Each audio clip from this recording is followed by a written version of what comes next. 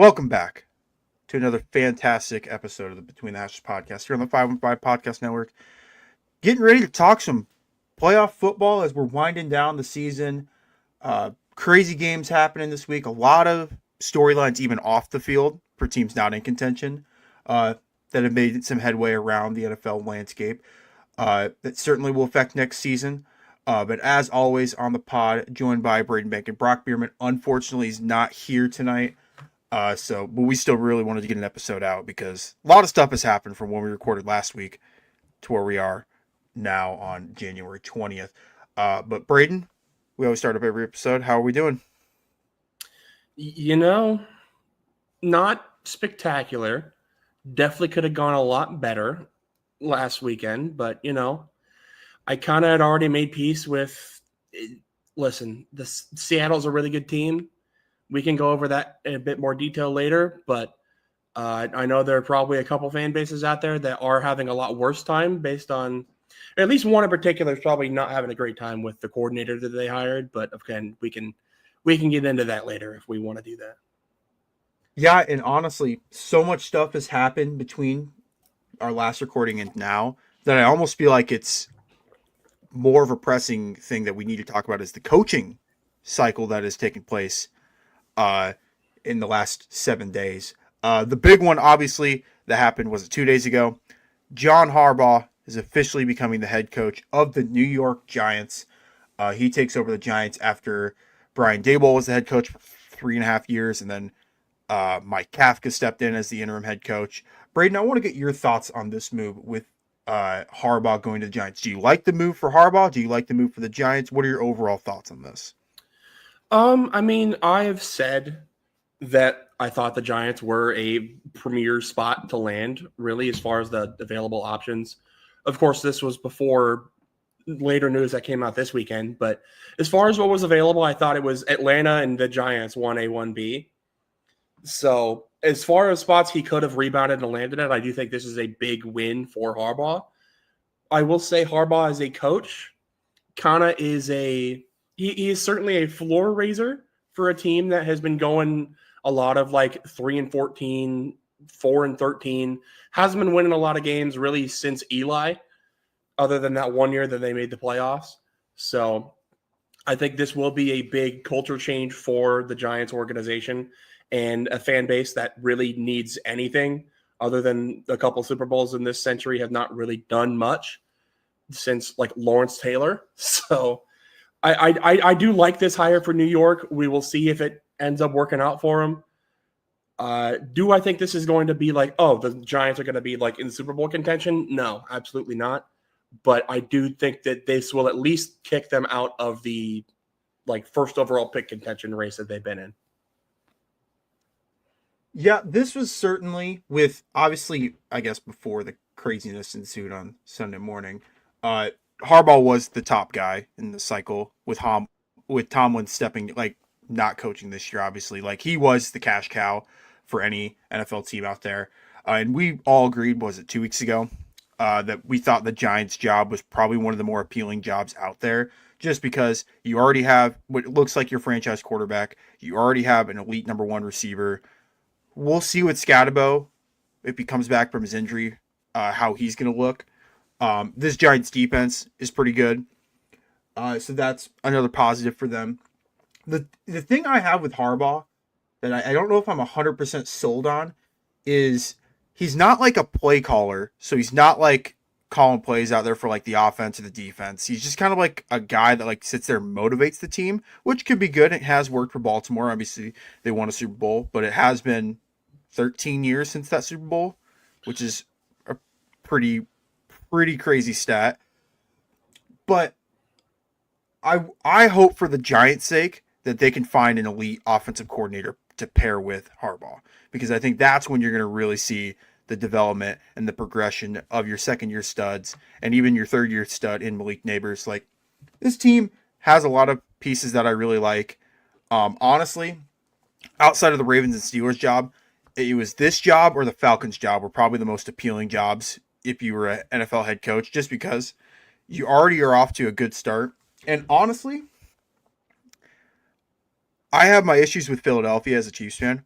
But this division is pretty wide open. This isn't a bad division next year, but there's no one true dominant team. Because Philly, it has their ups and their downs, and their downs are real low. The Cowboys, they always seem like they're going to try to do something, but then they haven't really been great in a couple years. And the Commanders, who made the conference title last year, obviously had a step back season this year. I think a lot of that is a result of Jaden Daniels getting hurt and missing some games this season. But this certainly is a wide open division in the NFC East. And I have one take I'm going to say, and then I want your thoughts on this. Is it crazy to say that John Harbaugh is already the best coach in the NFC East? I mean, Dan Quinn did do a really good job last year. Is that enough to say that he's better than like Harbaugh right now? I mean, your competition other than him is Nick Sirianni and Brian Schottenheimer, which we've said enough about Nick Sirianni on this podcast, I think. Schottenheimer, I guess the players really like him. They really rally around behind him, but I don't really know. I don't know if the sample size is quite enough. I would say if there is any competition there, it would probably be Dan Quinn, but I don't know, man. The thing is with Harbaugh, like he was already on the hot seat like 4 or 5 years ago. Like when in Lamar's rookie year, they had lost like 4 of their first 5 or whatever, and then they threw Lamar out there in Flacco's last year. They were already talking about like, oh, Harbaugh is like going to get fired this year. And then Lamar came in and basically saved him for like the next 5 or 6 years of his career. So I don't know. I don't necessarily disagree, but I'm not going to be like hard on the press of like, you are 100% correct either. Yeah. And it's a certainly debate. The thing with, I don't know, Sirianni would be the only other, but I don't really think Sirianni is a great coach. And that might be a crazy take because he's been to 2 Super Bowls, he's won 1, whatever, and I'll take the flack for that. But Philadelphia's rosters have been really loaded. I don't know. It does take at least a decent amount of coaching to be able to win a Super Bowl, but also like I don't care. If any reason I have to slander Philadelphia sports, I will take it. Right. And it doesn't help that Sirianni's not the most likable guy. He does some stuff that just it's just super irritating. I'll just say that. He's a cornball. I'll say it. He is. He's a cornball. That is probably the best way to put it. But yeah, certainly gives the Giants a puncher's chance next year in the division. I'll say that. I agree. Their floor is now raised. They went, what'd they go? 4-13 this year. I could easily see them winning 8-9 games next year if everyone takes the leap like they're supposed to. And I think, what pick do they have in the upcoming draft this year? I think they have the 4th pick. I think that 4th sounds pick, right. 5th pick. They have It's either 4th or 5th. They have the 5th overall pick. So you could still get a premier player, like a blue chip prospect at that 5th overall pick. And you don't need a quarterback. And maybe this is the year that the Giants are like, hey, we have our guy at QB. We're going to trade down and see if a team is desperate enough for Ty Simpson or no. I don't even. No. You never know. There is not another quarterback. I mean, listen, we had this conversation last year where it was like, it's Cam Ward and Shador, the only 2 that even have a chance of going in the first round. And then Jackson Dart out of nowhere. They Giants traded up and got him. Nothing is impossible. This draft cycle can prove to inflate anybody, especially there's a lot of teams that seem like they need a quarterback right now.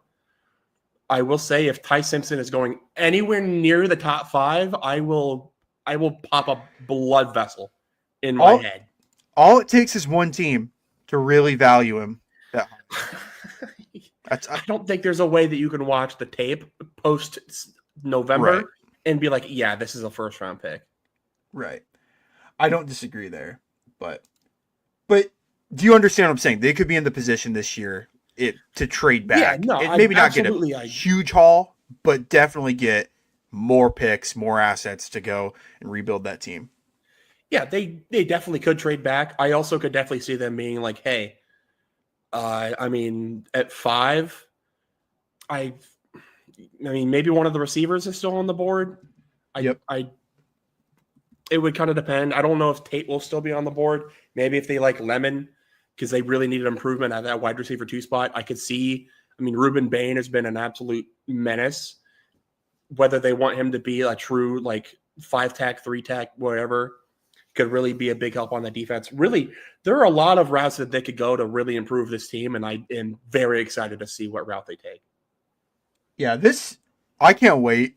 Like maybe it's because I've already been in the offseason mindset for weeks now, but this mock draft season is going to be fun because this top 10, Oh yeah, there's some cool storylines and there's some interesting players. Obviously, we have another running back that could go potentially really high in the draft. We have a safety that could go in the top 10 potentially. So this is a lot of interesting storylines for the upcoming draft, and maybe the Giants can hit a home run. And hey, only up until this year, there hadn't been a repeat champion in that division in 25 years. Philly did it this year and last year, but that division could be wide open next year. I'll just leave it at that. Um, Moving on to the second bit of coaching news, another hire. Kevin Stefanski is going to be the head coach of the Atlanta Falcons this fall. Braden, what are your thoughts on this move for Stefanski? What are your thoughts on this move for the Falcons? And do you like the hire? I mean, like I said earlier, I thought Giants Falcons were kind of 1A, 1B as far as if you trust yourself to find the quarterback. I will say the one guy that has not been able to find the quarterback is Kevin Stefanski. So we'll see. I guess Michael Penix the best quarterback that Kevin Stefanski has had. I mean, Baker is up there. I will say it is very interesting that now Kevin Stefanski will be playing Baker Mayfield twice a year. There's definitely going to be some bad blood there, I would have to assume. But overall, I mean, yeah, I think Stefanski was one of the better coaching hires that they could have gotten. I think this is a big improvement over Raheem Morris. And Bijan Robinson getting prime Nick Chubb carries will be must-see TV. Yeah, one of Stefanski's bread and butter when he was in Cleveland, in his first few years anyway, was that 1-2 punch at running back with Nick Chubb and Kareem Hunt. I know Algiers a free agent this offseason, so we'll see if they end up bringing him back. But wouldn't be surprised if Atlanta finds another stud running back to go behind Bijan and just has one of the better 1-2 punches. Even Algier this year, I'll pull up his stats, but I thought he had a pretty good year considering Bijan Robinson gets like 80% of the touches when it comes to running back. But a lot of potential for that offense, which is really exciting. Pulling up the stats right now. Why can't I see? I mean, he definitely had probably like 600 or 700 yards. 500 yards, but he had 8 rushing touchdowns. I mean, Not bad. it's the highest rushing touchdown total of his career in a season. So maybe that's goal line merchant. His rookie year, Tyler Algier was honestly pretty good. Yeah. And obviously his carries have gone down a lot because, Bijan is there. Right. But yeah, I definitely think that 1-2 punch is going to be really fun to see in an NFL scape that really is starting to cycle more into the run game with how defenses are scheming up for the pass. This could be a really fun team to watch next year. Yeah, and the big question is do they bring is Kyle Pitts a free agent or is he under? I'll pull it up. I would have to assume so because like Bryce Young got his 5th year picked up and he was the year after. So I think he's probably an expiring contract after this year. It appears that he's not on the roster next year. Excuse me. So will they bring him back? Yeah, I mean, you want a David Njoku? I would say Kyle Pitts is about as good of a potential David Njoku as you're going to find. And we're talking about Pitts, who had finally the season that we all wanted him to have. It only took 5 seasons, but we got it. 928 yards, 5 receiving touchdowns, second highest receiving total of his career, the most touchdowns in a season of his career, I most like how catches in his every career. every year of his career, his touchdown total have gone up one One, every two, year. 3, 4, 5. It's a sight to see. Sight to see. Was even named All Pro second team. Oh So yeah, baby. I mean, we might be My back. man. We are so back. The 101 agenda has never been brighter. I mean, and we're talking about a guy that's only 25 years old. He'll be 26 by the time the season starts next year.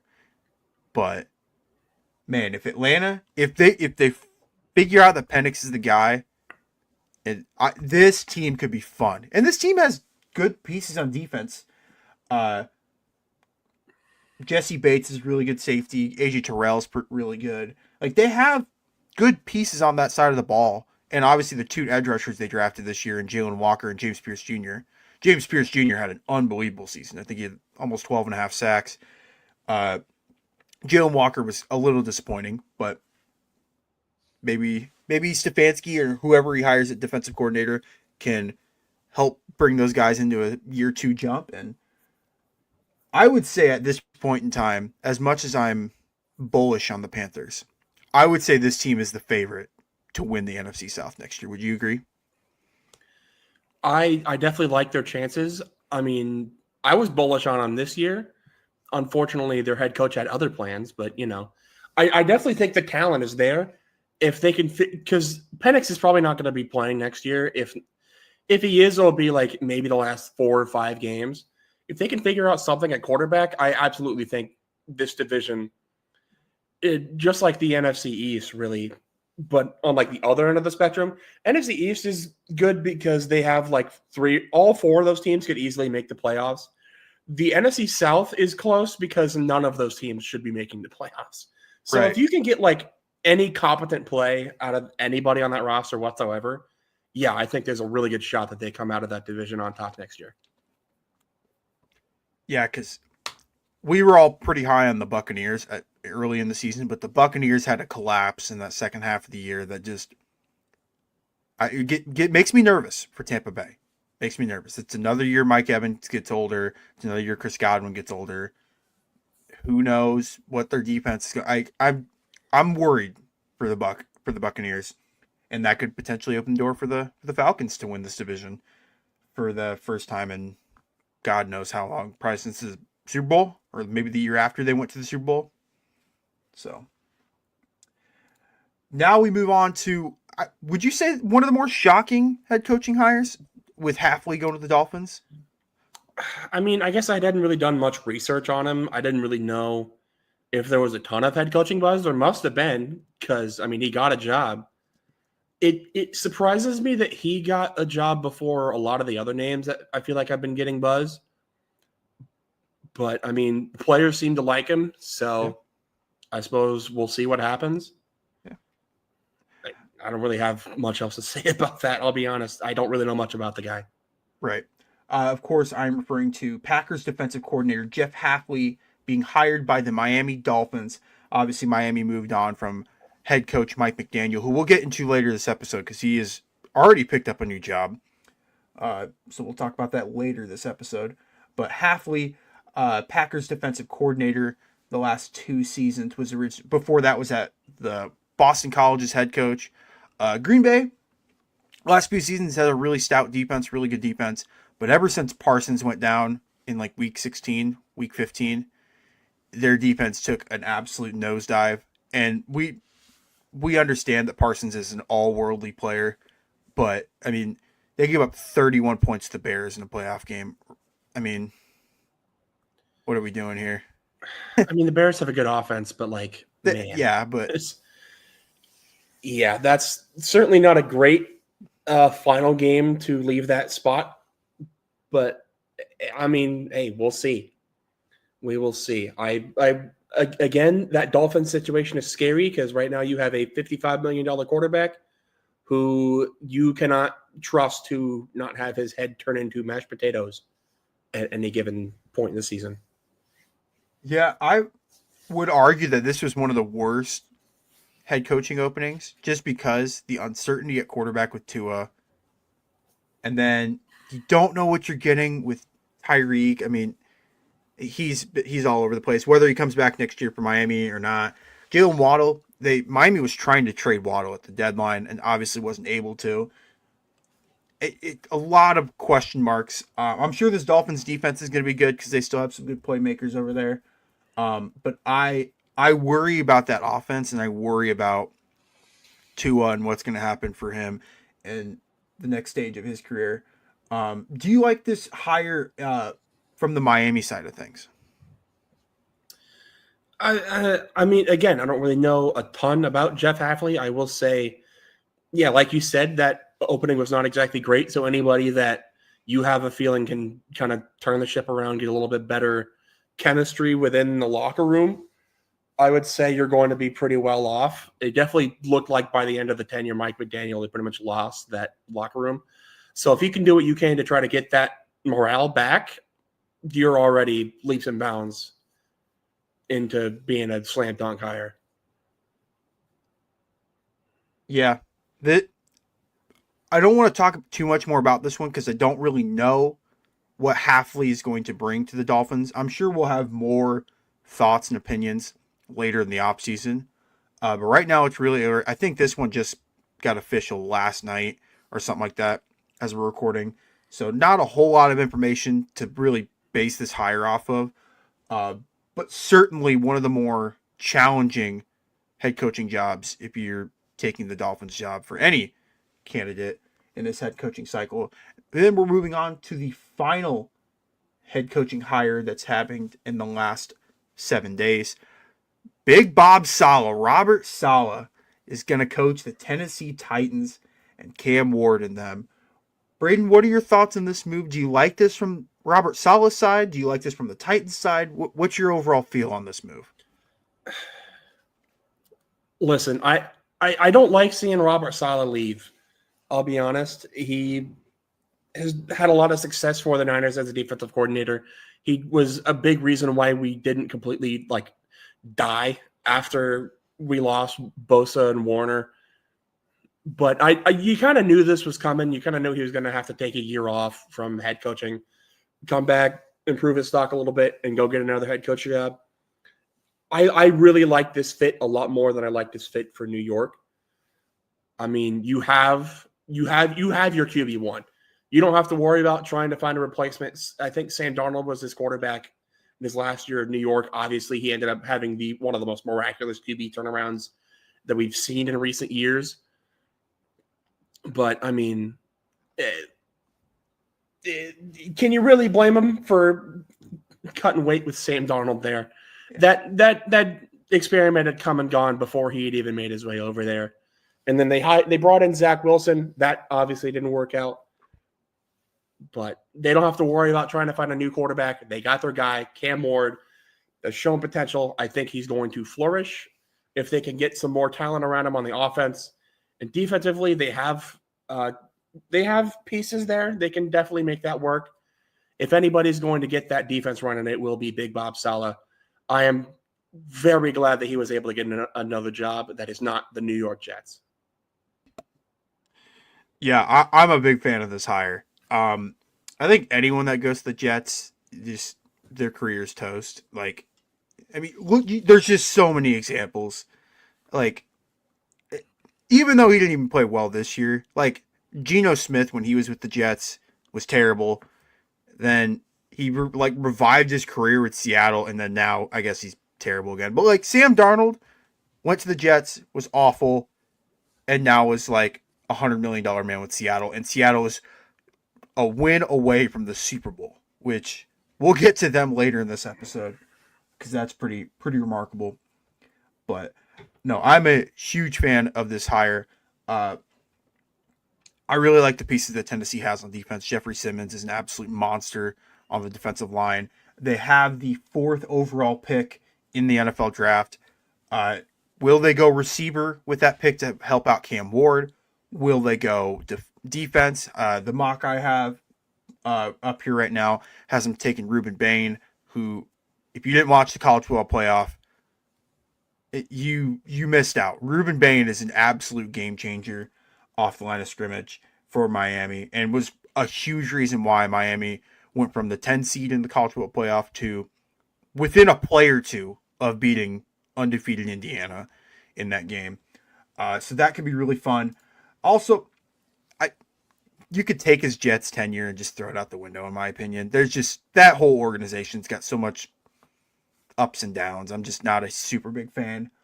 But if there's one thing that Robert Saleh knows how to do, and that's coach a defense. And I think Tennessee's defense was one of the worst in the league last year. So should be fun if he can turn around that defense, make Tennessee exciting again. Like you said, they have the quarterback, it seems like. Cam Ward played really well in certain spots, made some unbelievable throws. But just couldn't quite get it going on the defensive side. Gave up 28 points per game. It's fourth worst in the NFL. Like, you're going to lose 95% of your games if you give up 28 points a game. But that is the last head coaching hire that we have as of now. Braden, as before we wrap up this, out of the 4 that have happened, which one is your favorite? Which one is your least favorite? I would say my favorite, honestly, probably is Robert Saleh of the Titans. I mean, as far as like coach to team, I think I really like his chances of improving the Titans more than I really like any of these other coaches to improve their teams. And I do like Harbaugh. I like his fit with the Giants. I like Stefanski. We'll see if he can be a good fit for the Falcons. But, I mean, I really do like that Bob Saleh to Tennessee fit. As far as least favorite, I mean, it seems unfair to give least favorite to Jeff Hafley to Miami just because, A, nobody was going to be a good fit there, and B, I don't know anything about him to really even give that fair of a grade. But I don't know. It doesn't really feel like enough dominoes have fallen to give me a true least favorite, but I suppose that probably would be it. I don't know, Kat, what do you think? Since you have so much to say. I think she said Stefanski. I'm just kidding. She says she can't believe Zach Taylor still has a job. Yeah. That's it. That's a whole nother talking point right there. But I would probably say Stefanski is my favorite just because like the offensive pieces are there if they can get the quarter. Like if Penix is the guy, that offense is gonna be really fun. And then I would agree with you with the Hafley thing. It's tough because, again, we don't really know. This is kind of like an unknown coaching candidate. Like, I saw his name thrown out there, but didn't really know much about him. Like, versus the other 3 guys who have all been former head coaches. And 2 of those guys have won head coach of the year honors. One of those guys won a Super Bowl. So, like, it's kind of hard to, like, get put up against those 3. But I would say at this moment in time, that's probably my least favorite. Do you remember the last Packers coordinator that got hired for a job? Was it Nathaniel Hackett to Denver? Do you know how that tenure ended, or do you just see him? It did not go well. I remember that. Oh man, Hackett didn't even make it one full season in Denver. I'll just put it that way. I'm not saying that's gonna happen for Jeff Hafley, but not saying it won't. But the precedent is there. Yeah, the blueprint is out there, especially with how bad potentially Miami could be next year. That is going to do it for the head coaching hires. We're going to get into some of the games that happened this past weekend. We're going to save Bills Broncos last because there's more news that comes out with that one. That's a pretty big story. We're going to unfortunately get started with Seattle versus San Francisco. We're just going to rip the Band-Aid off, Braden. Yeah. Seattle defeated the 49ers 41-6 in a defensive masterclass in a rushing attack that was unreal by Seattle. The game kind of just blew open on the very first kickoff when Rashid Shaheed took it. Was it 98 yards or 100 yards to the house? 95 yards for a touchdown. Braden, I feel bad asking this, but what are your thoughts on this game? What's next for the Niners? I mean, this game was kind of what I expected. Maybe not to this extent, but I knew that we was probably going to be no shot we were actually going to win that game. We're just too hurt, and Seattle is just too good. We kind of know the script by now. Seattle's defense is insane. Their running game is insane. It didn't help. Good cat, seriously. Have some manners. A man is grieving. But, yeah, I mean, like, Kittle was out with a torn Achilles. CMC went out at some point in that game as well. I mean, we were fighting for our lives with third stringers out there. And everybody's still going to say that this is Brock Purdy's fault somehow, just because that's kind of how this works. But, I mean, all the props to Seattle. I mean, they're the favorites for a reason to win this whole thing. They have an insane team, and I'm not going to have a fun Super Bowl Sunday when they inevitably win a Lombardi in Levi Stadium. Yeah, I don't really even know. There's not really much to talk about with this one. Just that Seattle is really good at football.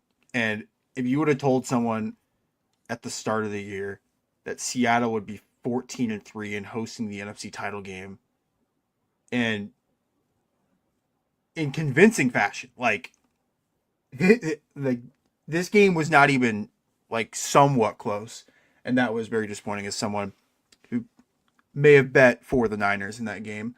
But yeah, I mean, the Seahawks could have stopped scoring after literally the first play of the game and won. yeah, I mean that tells you all you need to know about this game.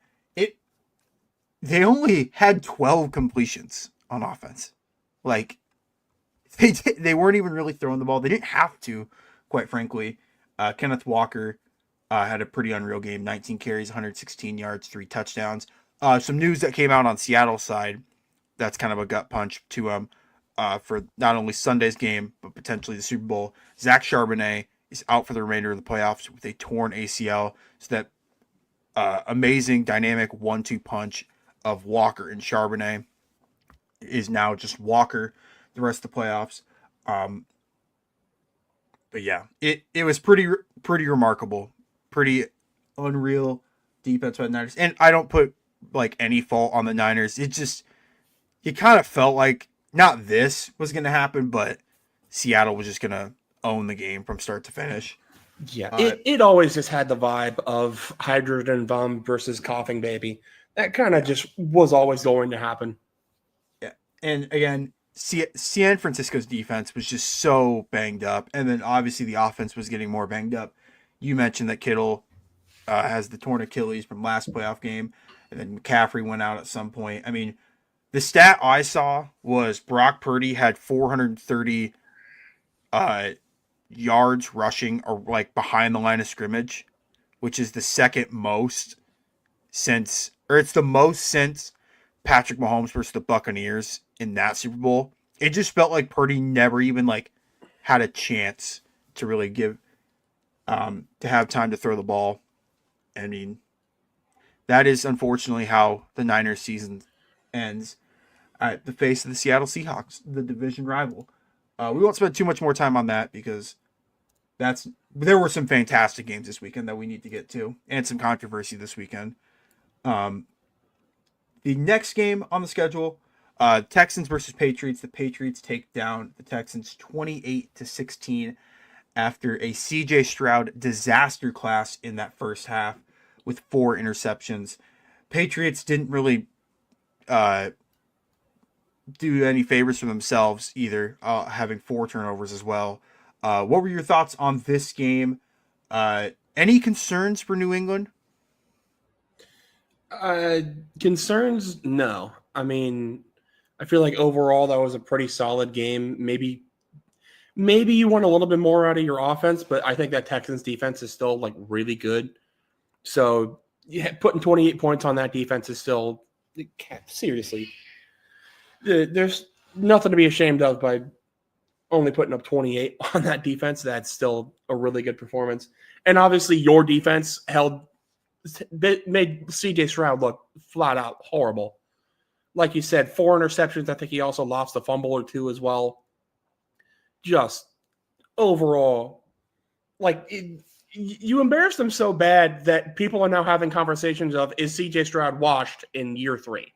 Like that's how bad it went for the Houston offense. So I think the Patriots have a really good shot of going all the way. I will say, if they do make it all the way, probably one of the more controversial routes to the Super Bowl, because like you played the Chargers, who simply don't have an offensive line, the Texans, who, I mean, CJ Stroud kind of just forgot how to play football, and then the Broncos, which we'll talk about what happened there to make that game a little bit suspicious for the Patriots record.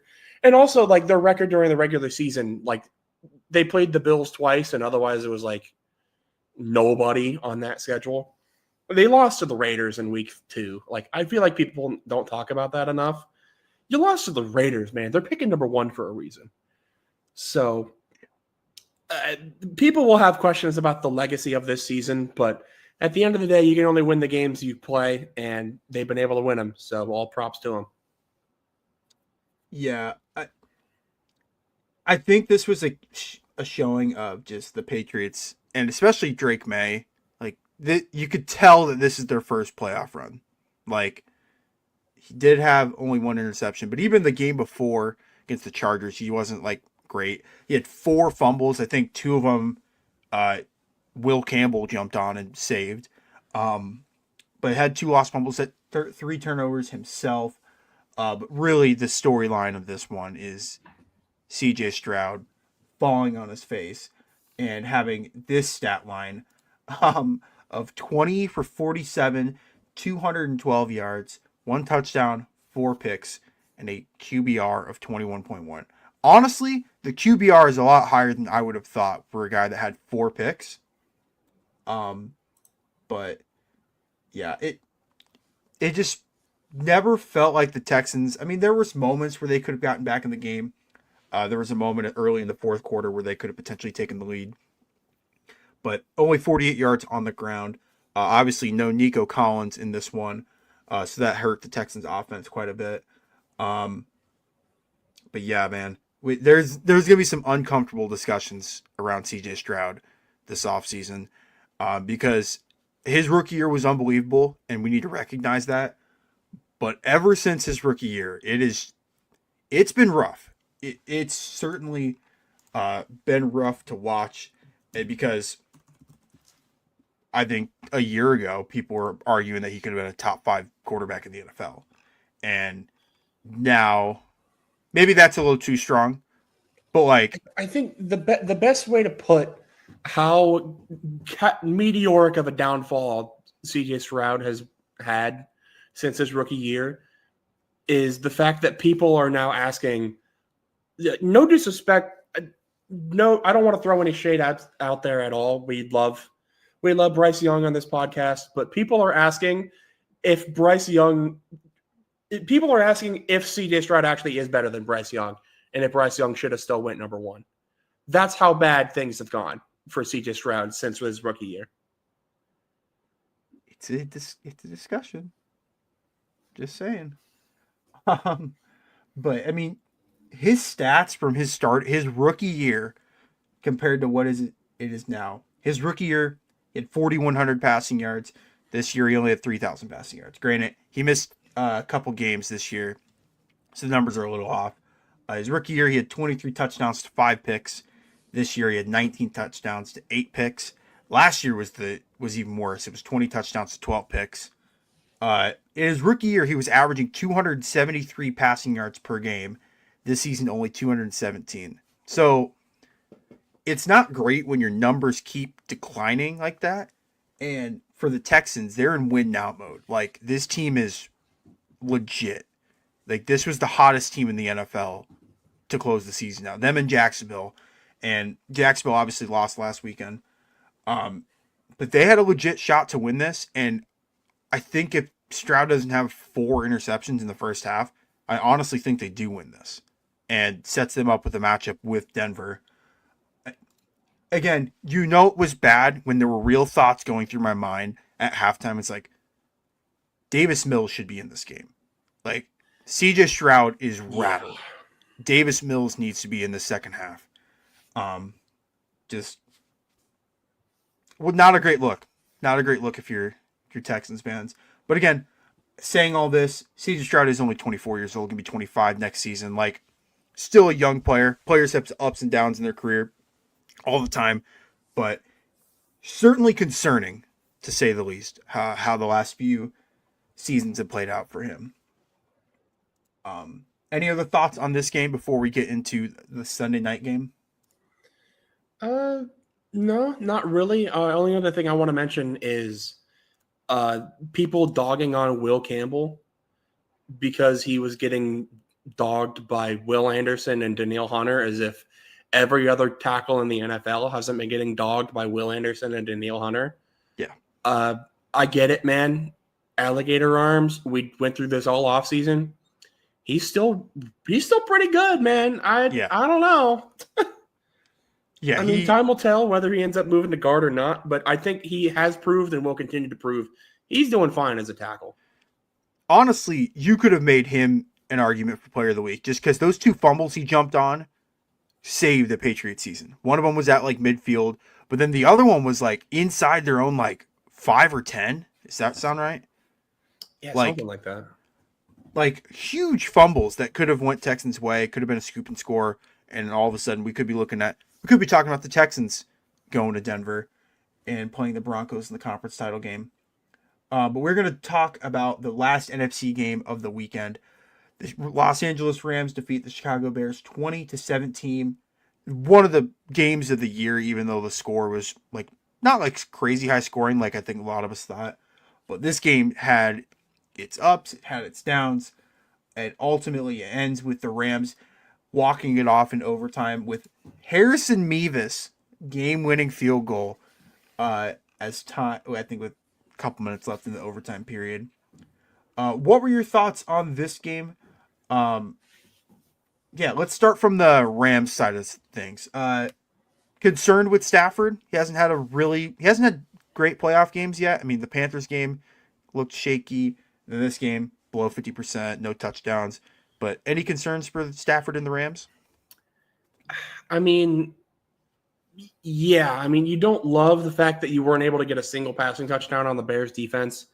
Like, yeah, the Bears defense whole thing is getting turnovers, but it certainly is not preventing touchdowns and yards. I think if there's a defense you're going to score on in the playoffs at this point, it would have been the Bears. And I mean, granted, they've scored 20, but that definitely is probably below the average points allowed for the Bears.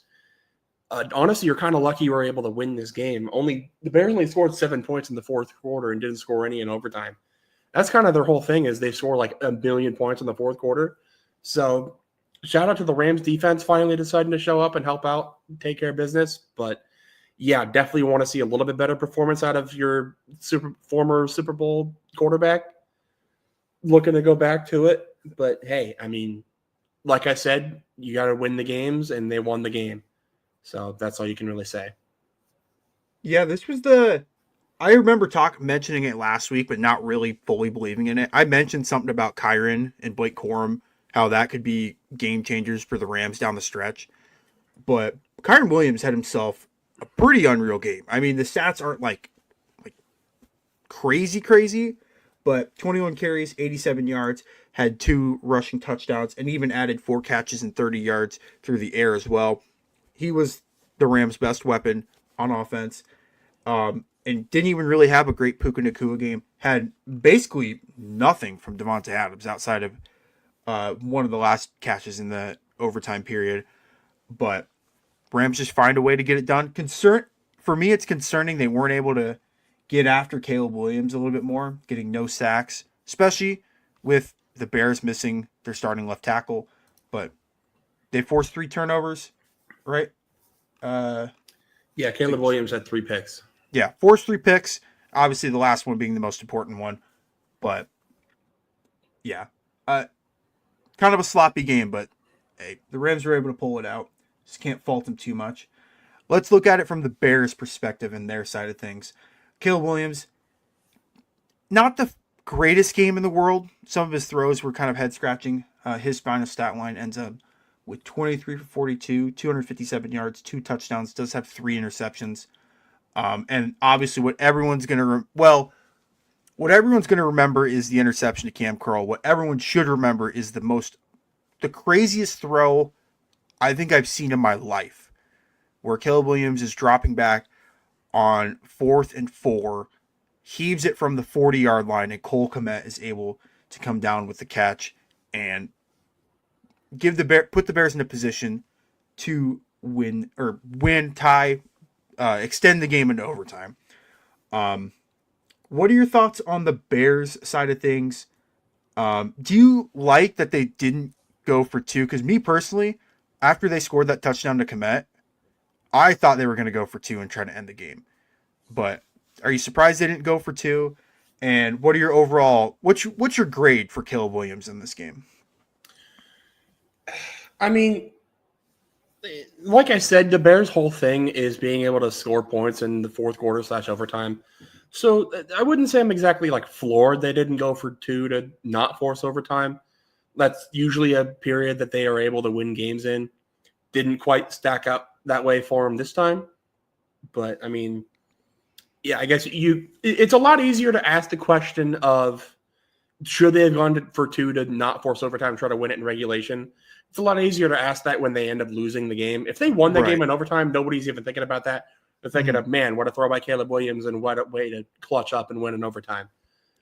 But, I mean, it is what it is. As far as overall grade, I mean, yeah, you had one of the greatest throws I've ever seen, and you also had the pick in overtime where you could blame it on DJ Moore kind of giving up on the play, but also you could kind of argue that like DJ Moore kind of saw that he was in double coverage. It was like, okay, surely he's not about to throw this ball to me. And then as he realizes that the ball is currently halfway at its arc on its way to him. So probably shouldn't have been thrown. Probably should have continued to give a little bit of effort. And I guess both are kind of at fault here. As far as overall grade for Caleb Williams for this game, I don't know. I guess like a C+. Like he did enough to where they would have been in position to win the game, but 3 interceptions is you just can't have that in the playoffs. No, what was crazy to me when he threw that last pick was it was only 2nd and 8. Like that wasn't like a 4th down that like, okay, like the 4th down earlier, like season's on the line. You just gotta drop back and throw it up in the air and give your guys a chance. Like it was 2nd down and 8, like on the Rams 48-yard line. Like realistically, they're 12 yards away from winning the game. They're 1 first down from saying, hey, we're gonna go to the conference championship game and play the Seahawks. And it felt like Caleb in that last drive had full control. Like the 4th and 1, he was able to get the quarterback sneak to go. He was running the ball really well. He was throwing the ball effectively in that second half. He had an interception in the first quarter. Does that sound right? I think so. Yeah. Outside of that last interception, he played a pretty good second half. But it's rough because people aren't going to remember as much that amazing 4th down throw because it ultimately resulted to nothing. But I will say this, hand up, that is the best throw I've ever seen a quarterback make in the NFL. Without a shadow of a doubt. I don't know, would you agree with that? It is certainly up there with like the 3 defensive linemen getting in pressure. It had to be in that exact spot off his back foot from like 45 yards away. Yeah, I mean, that's just insane. Last thing I'll say with the Bears is we had questions of Caleb Williams and the Bears early in the season. They started off 0-2, and I think after their second game, they got annihilated by the Lions, like 50-20 or something like that. This Bears team is going to be an absolute machine next year. Caleb is going to be in year 2 of the Ben Johnson system. That team's only going to get better. The team's still relatively young. They have some question marks at receiver. What the heck is going on with like Rome Odunze and DJ Moore? That's an off-season topic, but this team is built for the long haul. So don't be surprised if this team is back in this position next year and ends up winning this kind of a game. But now we get into the game that not only had the most controversy, but has the crazy storyline afterwards. The Denver Broncos defeat the Buffalo Bills 33-30 in an overtime game. First, I guess the second overtime game of the weekend. First, chronological order. But it took Josh Allen having 4 turnovers for the Bills to lose this one, 2 interceptions, and obviously 2 fumbles. Buffalo was able to score 13 in the fourth quarter to tie it, to get it to overtime. And then obviously what everyone is talking about is the 3rd and 10 throw by Josh Allen to Brandon Cooks, the interception. What were your thoughts on the overall game? And then what are your thoughts on the called interception in overtime? Yeah, I mean, Bills were able to kind of come back and obviously force overtime, but yeah, Josh Allen had like four turnovers there. Like it feels like what our number all year has been like, if James Cook can have over 100 yards, they're probably going to win. He did end up hitting that 24 for 117. Didn't have any touchdowns, but still. But yeah, you can't really expect to turn the ball over that many times and still find a way to win the game. But they still almost did it, so shout out to him. Allen in those last couple drives was really in the zone, making plays that really only the upper echelon of quarterbacks really can. As far as that call goes, I mean, I guess I'm not familiar enough with the rule. It seemed like they kind of were like fighting for it as they went down. DB came up with it. I don't really know how that all works. I'm not a ref for a reason. I mean, the way I saw it, it seemed like Brandon Cooks caught the ball, came down with it, and then the DB kind of ripped it out of his hands. I don't know. You could kind of go 50-50 with it. My thing is like, that was what, third and like, not, it wasn't like third and long, was it? It was like 3rd and 3 or something like that, right? All right, your mic was muted, but I can kind of read the lips. It was third and 10. It was 3rd and 10. Sorry. Okay, so yeah, I mean, you had to get a lot of yards, but you didn't have to get 50. You just needed 10 to go get your first down and keep going. Yeah. I mean, Cooks has made a couple of those plays this year where you kind of just head tap somebody, which you don't expect out of a 5'10" receiver that's like 30-something.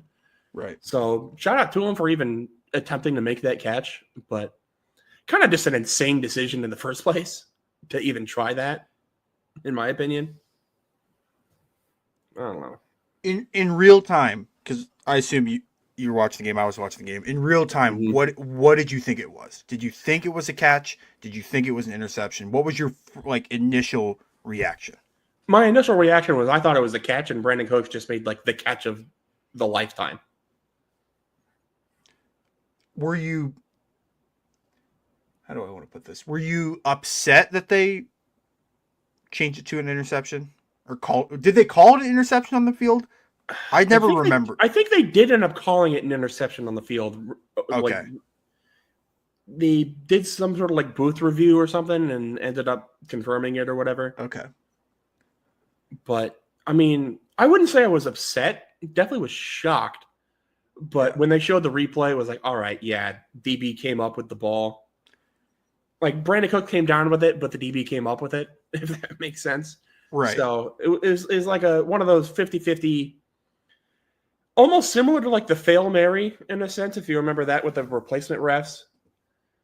I don't really remember what the rule was there. I know people were mad about it, though. So I guess it makes sense that people are going to be mad about it this time. Yeah. In real time, thought it was an unreal catch, and then they showed the replay, and to me, it looked clear as day that it was a pick. Like, you got to, in my opinion, complete the process of the catch. Maybe this is me just being a Chiefs fan and a Bills hater, but whatever. I digress. It just felt like, in real time, was like, oh my God, unbelievable catch. But when they slowed it down, it's like, you got to, like, survive the ground a little bit and hold on to it. If you would have held on to the ball for another second and then the DB rips it out, then that's a catch because he's already been on the ground for a second. But if you've been on Twitter and you see these silly screenshots of like, oh my gosh, Brandon, like Deion Dawkins. I don't know if you saw his tweets. Like, I did not, but my argument for life in general, if somebody shows you off of it, like if there is a video available of something that happens and somebody just shows you a screenshot yep, and will don't only trust be them. showing that screenshot for the rest of time, they are Lies. probably having an agenda to push to you. Lies. That if you can take away one thing from this Between the Hashes podcast, I want it to be that right there. If there's a video available and somebody will only show you one screenshot, there is a reason. Yeah, it's crazy because if you take away Josh's turnovers, like you look at this box score, if you would have told me, like you said, James Cook had 117 rushing yards, Josh Allen had 66 rushing yards on the ground, Dalton Kincaid had a good game, Khalil Shakir had a good game. Like, if you would have told me all of this, I would have thought the Bills would have won by multiple scores, in my opinion. And we'll get into the let's talk about it. Let's talk about the Josh Allen blunders in this one that I like to call them. Obviously, the called interception, whatever. Everyone has their own opinions on that. We'll put that one to the side. We'll put that one on the shelf. Another one of his turnovers was just a strip sack. Can't really blame Allen on that one. But the one right before the first half. Yeah. What are we doing? There's 14 seconds to go in half. You have no timeouts. Josh Allen, hold on to the ball, take a knee, go into halftime. Like, it was already bad enough that 30 seconds prior, you let Lil Jordan Humphrey score a touchdown to get Denver up by, was it 7? Like, that was already bad enough. It's like, not a great way to end out the half. And then you just give the ball to Denver on great field position where they're able to hit a field goal with Will Lutz, right? Not forgetting that. Yeah, Will Lutz. And that's the game right there. That last minute of the first half is the reason why Buffalo lost. People could say, in my opinion, the interception, but that fumble right there and the Bills allowing a touchdown with 40 seconds to go in the first half or whatever it was is the reason why Denver was ultimately able to win this game. We'll talk about the Denver side real quick and then the news that came after. The Denver stuff, yes, it's a great win, but some news shortly after came out that Bo Nix has a broken ankle. I think it's his right ankle is what I remember seeing. I couldn't tell you what side, but he has a broken bone in his ankle and is done for the year. Yeah. Brutal. And it didn't even happen on like a play that mattered, if that makes sense. Like, it was him rolling out left. Like, I don't know. That wasn't a play that needed to happen for the Broncos to win that game. And it was the second to last play of overtime. It was, I think, the play he broke his ankle. And just like that, instead of having Bo Nix hosting an AFC title game, we now get Jarrett Stidham. So get ready for the Stidham magic in Mile High this Sunday against the Patriots. What are your thoughts on this game for Denver? And then do you give Denver a legit shot to win on Sunday? I mean, yeah. I mean, shout out Denver defense for forcing Josh Allen to make those mistakes, I guess. Giving up 30 points isn't exactly great, but Buffalo's offense is still really good, so not too much to hang your head in shame about there. Still were able to win the game. Yeah, that's brutal, though, that you're going to be walking into the AFC Championship game with Jarrett Stidham as your quarterback. Do I think they still have a chance against the Patriots? I don't know. As inexperienced as the Patriots are, a lot of that Broncos team is also very inexperienced. I will say two of their defenders in Hufanga and Joey Greenlaw obviously have plenty of experience in the playoffs, more so losing in heartbreaking fashion, but, at least they made it. But, yeah, this is going to be certainly one of the AFC Championship games of all time.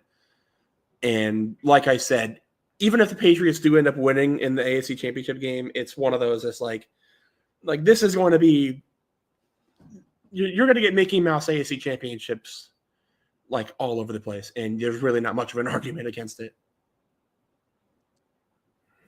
Yeah, it's unfortunate because this would have been an unreal game of year 2 Bo Nix, year 2 Drake May in Mile High to go to the Super Bowl. Like the storyline was set. Like it was going to be a great game. Like both teams are young, but both teams have unreal like veteran head coaches. With the Patriots, it's Mike Vrabel. With the Broncos, it's Sean Payton. Like coaches that know what they're doing and have been coached or played at the highest level. With Vrabel, he played for the Patriots for that dynasty for so many years. Sean Payton's won a Super Bowl with the Saints and has been to the conference championship many times.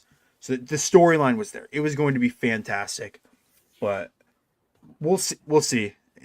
Stidham hasn't played a full game in 2 years.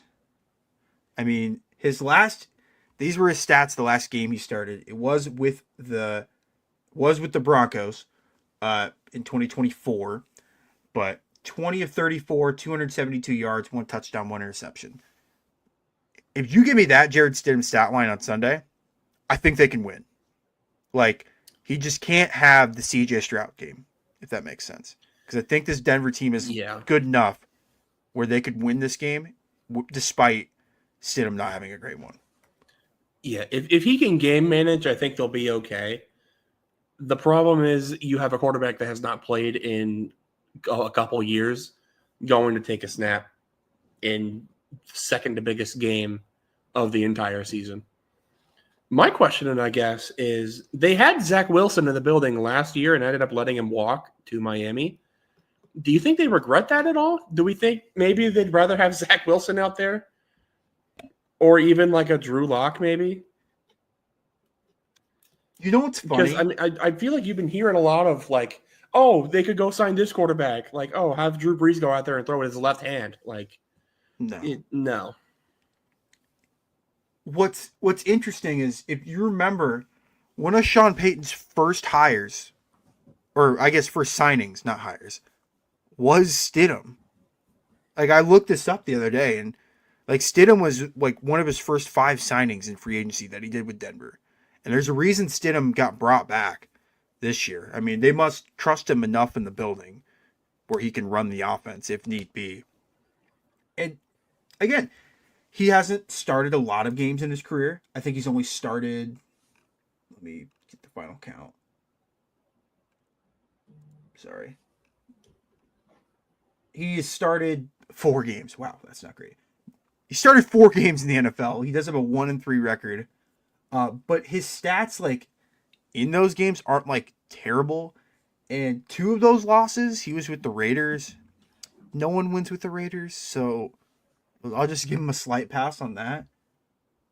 But if Stidham has a stat line of, like, 240 yards, 1 touchdown, 1 pick, I think Denver is going to win this game.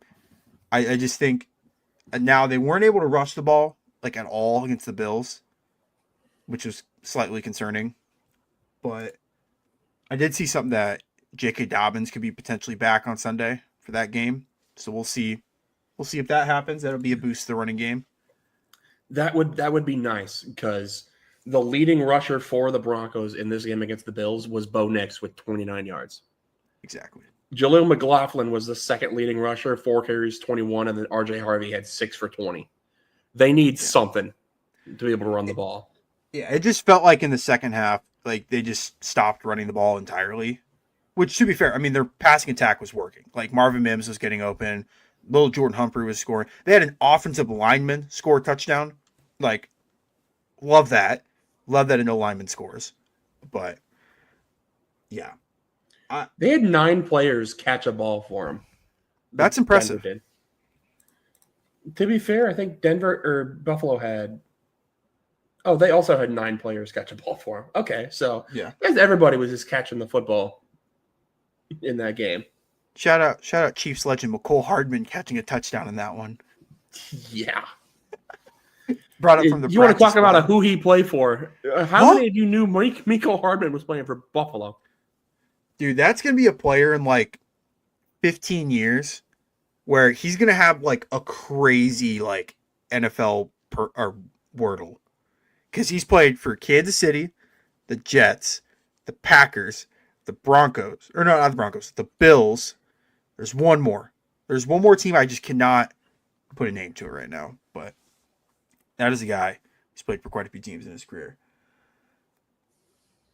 Like Now him and with like MVS is gonna be.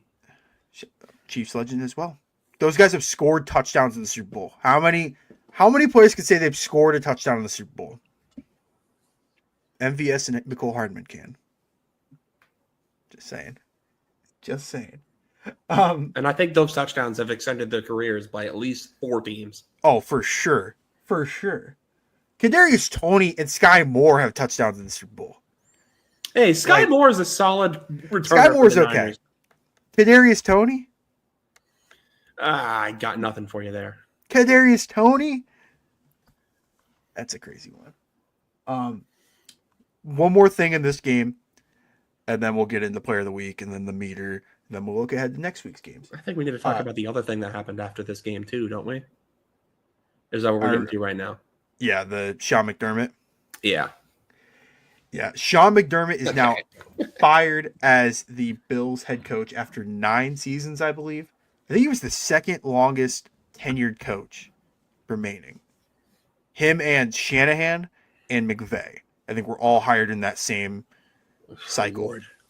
If that's not a throwback, just with all the head coaching change that's happened this offseason, that would have made him the second longest tenured coach. What are your thoughts on the Bills moving on from McDermott? And then an additional storyline with this, they promoted their GM. They gave Brandon Beane a promotion while also firing Sean McDermott. What are your thoughts on McDermott getting fired? And then what are your thoughts on Brandon Beane getting a promotion? I mean, I understand the rationale behind firing McDermott. Like, you just have not been able to get over the hump. It feels like the last 5 or 6 years they've just been like just trying everything they can to get over this hump. They just can't do it. So it makes sense to see if you can get another guy in there to maybe finally get them over that crest. But it also just feels like this is like one of the luckier years you could have possibly had. Like, you didn't have Mahomes to deal with, you didn't have Lamar.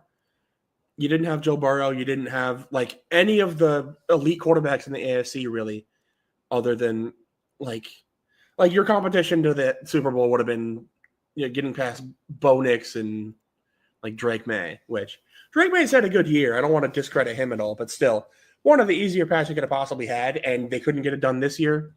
If it wasn't going to be this year with McDermott, it just wasn't going to happen. So see if you can find somebody that can. It's been mixed results as far as coaches that have been fired at this stage, where it's like they just need to find somebody else to get them over the hump. So we'll see if they can find somebody to finally get them over that.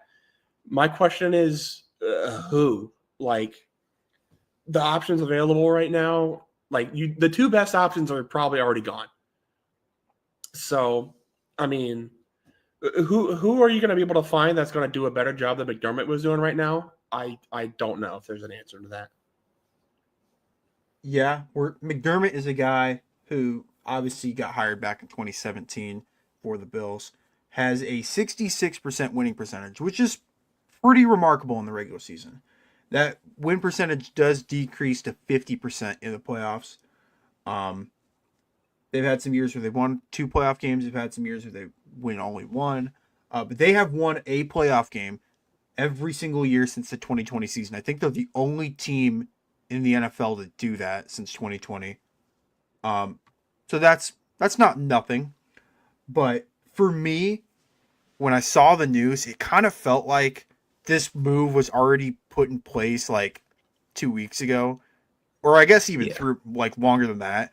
I think when they knew the Chiefs weren't in the playoffs, the Ravens weren't in the playoffs, the Bengals weren't going to be in the playoffs, I think there was internal discussion of hey, if this isn't the year we at least get to the Super Bowl, we have to make a blockbuster change, because this is the most wide open the AFC is going to be in the immediate future.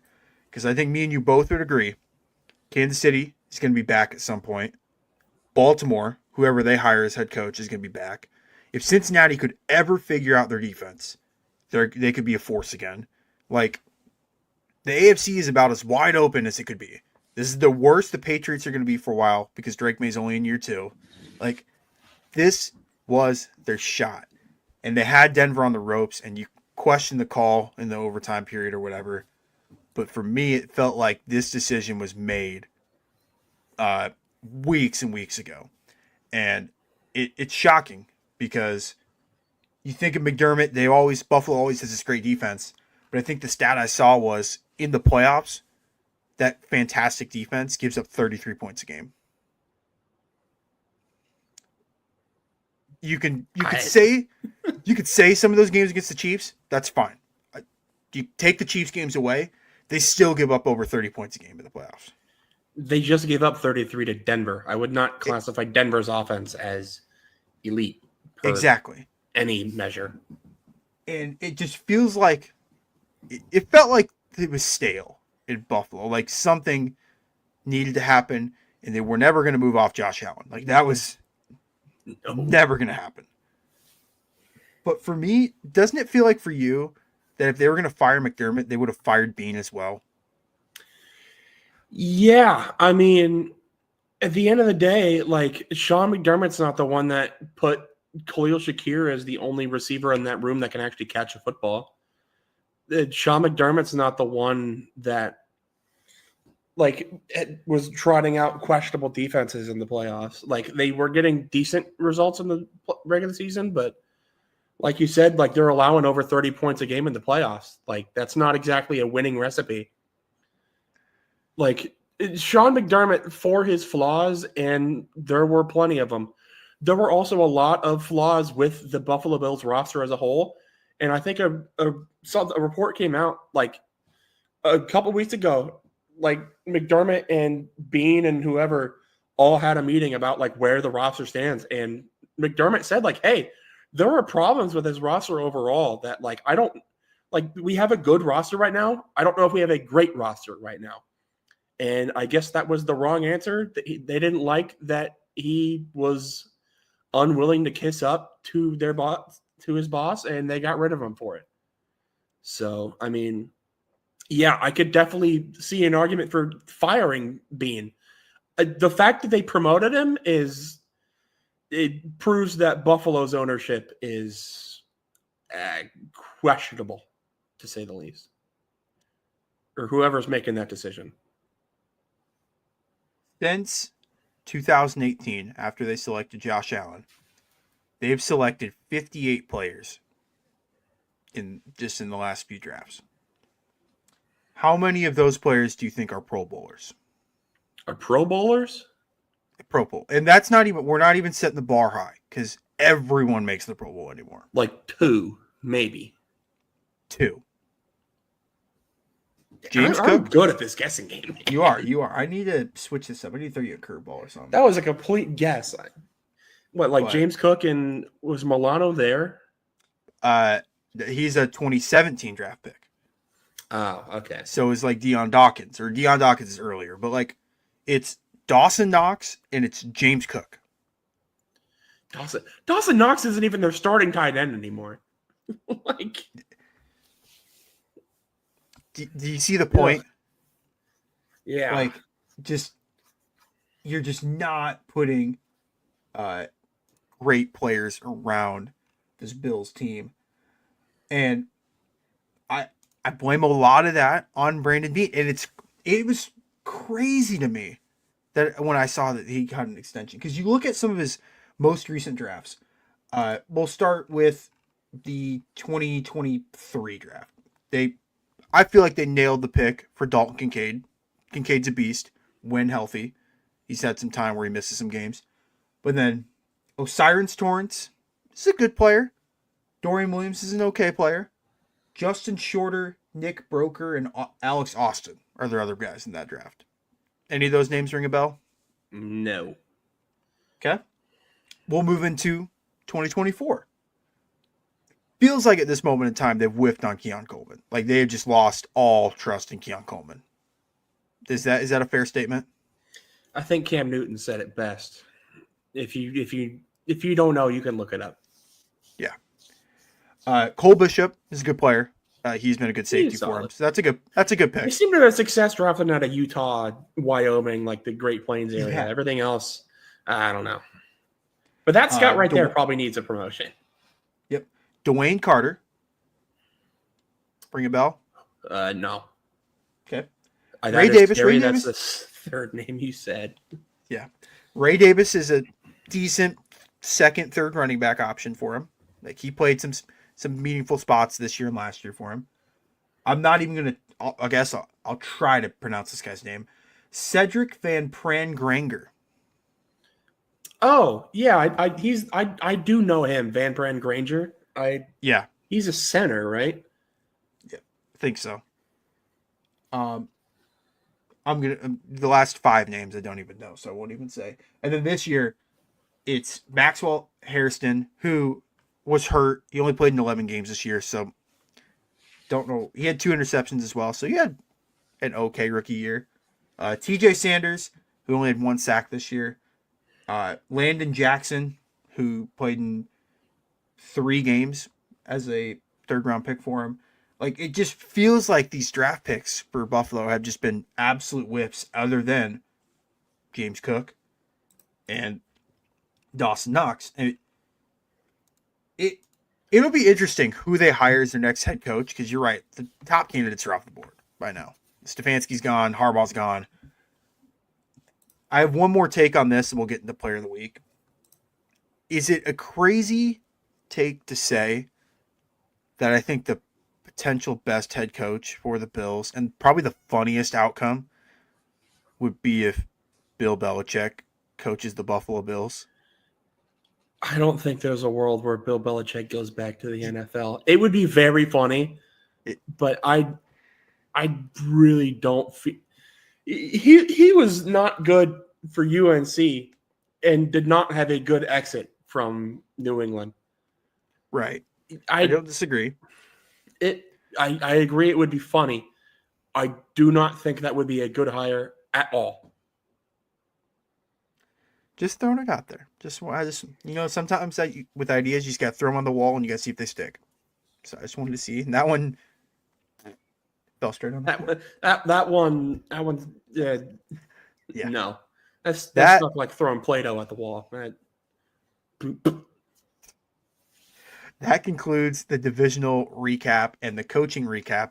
We're now going to get into Player of the Week and, of course, the last edition of the Frisky Meter for this playoff run. We're going to get into Player of the Week first. Braden, we're going to start with yours. You have the floor. Yeah, I mean, we went over this a good amount in our overview of this game, but as for the Patriots defense, when you make CJ Stroud look so bad that they are questioning whether or not he can actually whether or not he even has a future in the NFL as a starting caliber and the quarterback, that I think is a testament to how insane of a game this was for them. Only allowed 241 yards the entire game, forced 5 turnovers, had 5 sacks as well. Granted, I mean, I've said a bajillion times at this point that Texans offensive line is horrible, and I do think that is a big part of why Stroud has struggled.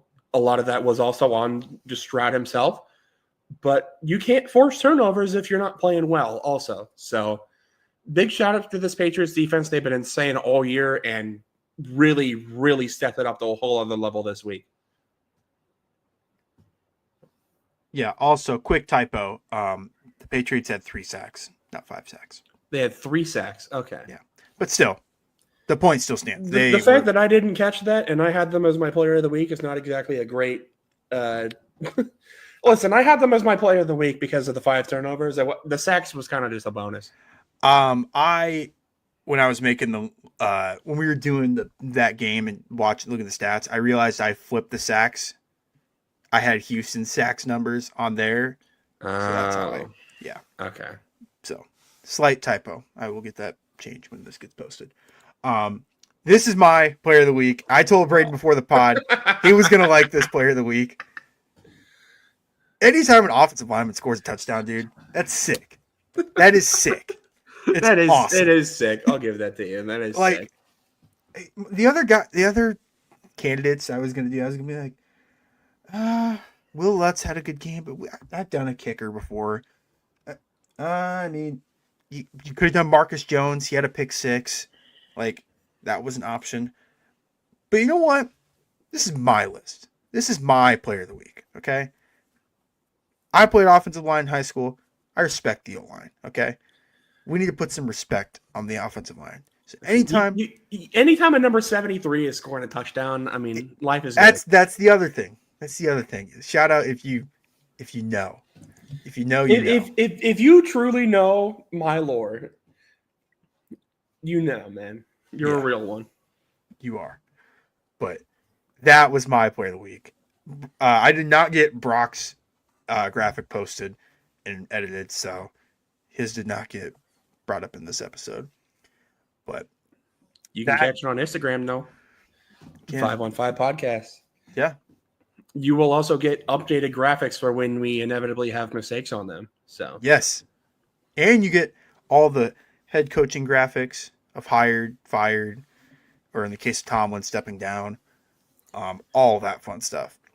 But that concludes player of the week. Well, also, we have instant reactions if anything like absolutely crazy happens. Braden's been killing it with that. I've been trying my best, man. Yeah. It's hard to get stuff out when it's like 11 a.m. and it's like every insane thing is happening, and I can't get to my phone until like 5. But when I can, I try to do what I can for you. Oh, yeah. Yeah. No, he's been killing it. All the socials are down below if you're watching the podcast on either Twitter or Facebook, so you can follow us on there. But Braden's been killing that. Now, the moment of truth. The last edition of the Frisky Meter for this playoff run, just because it won't make sense. It won't make sense next week because there will only be 2 teams. So, let me see if I can. Oh, there's not a regular. There you have it. The last edition of the Frisky Meter in the NFL playoffs. There's only 4 teams. This was not that hard to think of. But Braden, what were your thoughts on this? Do you like where I have certain teams? Do you not like where I have certain teams? What would you change or what would you keep? If I had to make a change, I feel like I would probably have the Rams in the yellow and the Patriots in the orange, but I definitely understand. For sure, the Seahawks belong in the green. That performance was like at legendary status. As much as I hated to see it, I do have to respect and give credit where credit is due. And the Broncos absolutely, unfortunately, belong in that red tier with Jarrett Stidham, currently slated to be their starting quarterback. I get where you had the Rams and Patriots, though, for sure. Patriots, like we said, their defense looked insane. Offense is doing enough to get it done right now, but they do look pretty inexperienced. And the Rams, you would have liked to have seen a little bit better out of Matt Stafford really the past couple games. And, I mean, hey, the defense has been – they did well last week, but they've had their question marks really all season. So, yeah, all around, I mean, there's only 4 teams, 4 spots. Not a ton of ways you could have really flipped it, but I do think this is pretty close to how I would have had it. Yeah, I'm going to be honest. This was pretty easily ranking-wise. I mean, had Bo Nix not gotten hurt, that would have made the rankings really interesting. But me personally, and we'll get into it in a second, I don't really see it. The Broncos really winning this game on Sunday. But that is the last edition of the Frisky Meter for the current playoffs. We are getting into previewing the conference championship game, and they will close off this episode. The first game on Sunday is the AFC title game between the New England Patriots and the Denver Broncos. The books in Vegas right now have the Patriots as a 5.5 point favorite, which is it's a pretty big spread for a road team. Who do you like in this game? Yeah, I mean, It's unfortunate Bo Nix went down, as we've said countless times already this podcast, but you can't just sweep that under the rug and be like, yeah, I know this Broncos team is really talented. Granted, it is a really talented team, but if you don't have your quarterback, that's like the one guy that you just cannot replace. This would have been a really fun game to watch if it was both teams fully healthy, but got to take them at face value. Give me the Patriots for this one, and I think they probably win by at least a touchdown. Yeah, again, it would have been so fun to see May versus Knicks in this game. Like it would have been such a great matchup. 2 second-year quarterbacks going at it. But I find it difficult finding a scenario where the Broncos could end up winning this game. There is a scenario, in my opinion, that if Denver keeps this super low scoring, which they can with that defense, and all it comes down to is like a play on defense or RJ Harvey or J.K. Dobbins breaking off a big run to close off this game, I could see that being the Broncos' success. But if the Patriots jump out to an early lead and the Broncos are going to have to throw the ball to Stidham a bunch, I don't like the Broncos' chances. So give me the Patriots. I probably would also agree with you. I'd buy at least a score. I think that New England's going to own this game from start to finish if they play like they have been all season long. So, and then the night game between the Rams and Seahawks, the NFC title game. The books right now via ESPN have this game as the Seahawks as a 2.5-point favorite. Braden, who do you like in this game? Yeah, I mean, I've said pretty much this whole time that both Seattle is insane and also the Rams kind of just play down to competition, but when they play these really good teams, they really hang in there and can take care of business. I don't know. This is about as close of a game as I feel like I could really call. I mean, last time we saw these two teams duke it out, it took a 2-point conversion in overtime to finally be able to decide a winner. But yeah, I think home field. I think in the actual like prediction bracket, I think I had this matchup, and I think I had. Did I have this matchup? I might not have had this matchup. I may have. Let me pull it up.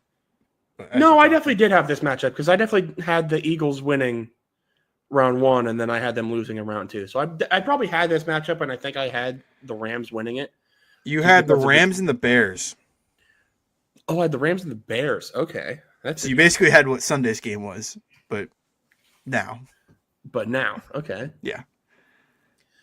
Well, in that case, I don't know if that really does anything for me, but yeah, give me the Seahawks in this one, and give me me crying in the corner as my worst nightmare comes to life, as I will have to watch one of my division rivals, no matter what, fight for a Lombardi in my team's home stadium.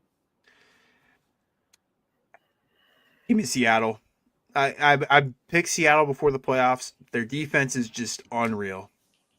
Like, what Mike McDonald has done is pretty remarkable considering he's only been the head coach for 2 seasons now. I'll just say this. There's a reason that Baltimore's defense has taken an absolute nosedive in the last 2 seasons, and there's a reason why Seattle's defense has been one of the best in the league. And it's not, I mean, it's personnel, obviously. Certain players have moved teams, but 90% of it is coaching, and Mike McDonald has done an unbelievable job with the Seahawks defense. The Rams they haven't looked great in the playoffs. Like, I know they beat the Panthers, and I know they beat the Bears, but like, they just haven't looked great. Stafford hasn't had a Stafford game yet, because it seems like at this point he's going to win the MVP based on what the odds are, and we haven't seen that like true MVP moment. You could argue the throw to Parkinson in the end of the Panthers game, maybe, but I don't know. I like Seattle. I think we're going to get a rematch of Super Bowl 49. That sound right? Seahawks Patriots. Malcolm Butler sounds pick. close enough.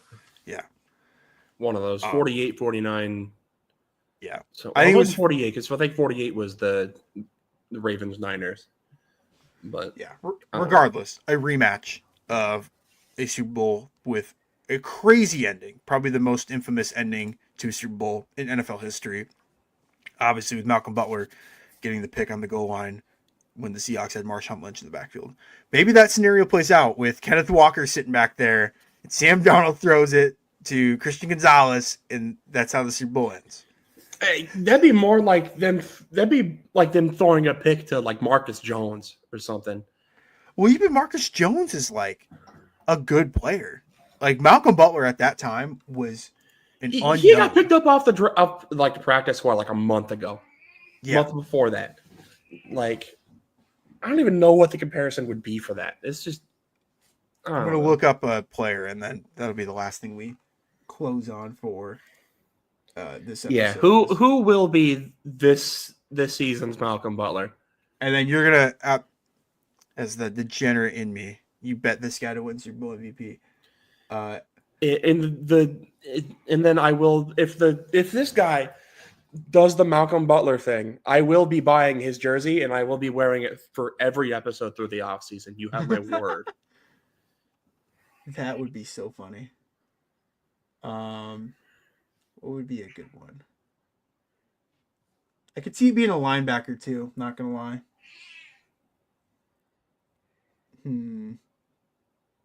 All right. Here it is. Robert Spillane.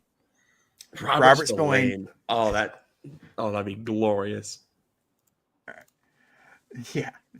Dude, if I come back to this episode in 3 weeks or 4 weeks, whenever the Super Bowl is, and I correctly predicted a Robert Spillane pick at the goal line to win the Super Bowl, dude. I mean, I'll buy a Robert Spillane jersey on the spot. Me and you will both show up to the next episode with Robert Spillane Patriots jerseys on. You better believe I'm getting that patch on the shoulder too, man. Of course. You better believe it. I might get one for the cat too. There you go. That'll do it for this episode. Fantastic and a jam-packed episode. So much went on, so much information, so many coaching changes, so many great games, but the NFL season is not done. Be sure to tune into Conference Championship on Sunday between the Patriots and the Broncos and the Seahawks and the Rams. Be sure to follow all the socials down below. Our Facebook, Instagram, Twitter, YouTube. I'm posting videos now. If you like our shorter form, like 4 or 5 minute videos, those are now getting posted. Instead, if you don't want to watch the full hour and a half of yapping that me and Braden and Brock like to do from time to time. So that's another way to consume this podcast. Obviously, Apple Podcasts, Spotify. There's one more platform. I guess SoundCloud.